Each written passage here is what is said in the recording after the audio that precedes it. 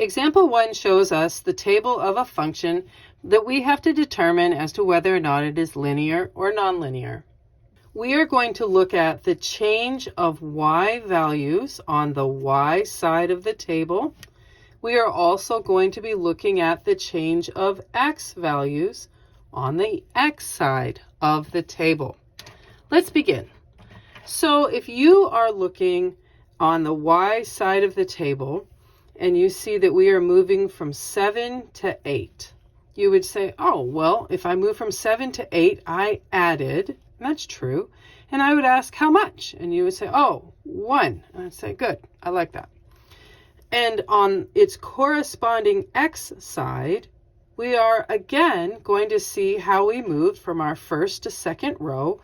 So how did you get from 4 to 5? Oh, well, again, we added, and I'd say, great, how much? And you would say 1. I'd say, okay, good. So now let's look at what that does for us. We always look at the change in the y values in relationship to the change in the x values.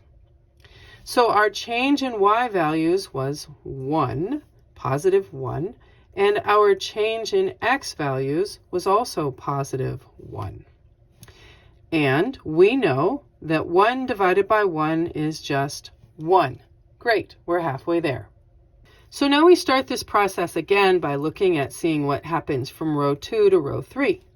So again, I start on the y side, and I say, okay, what happens when you go from 8 to 14? And you'd say, well, we added. And I'd say, great, how much? You'd say 6. I say, good. And on the x side, from the second row to the third row, I would say, hey, so how'd you get from 5 to 6? And you would say, well, again, we added. I'd say, great, how much? You'd say 1. I'd say, good.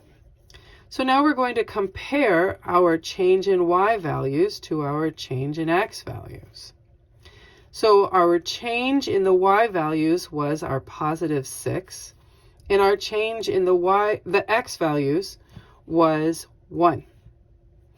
So 6 divided by 1 is 6.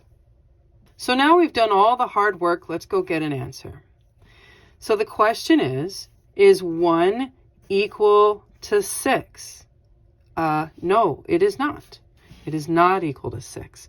Therefore, this is a nonlinear function because our rates of change from row to row are not consistent.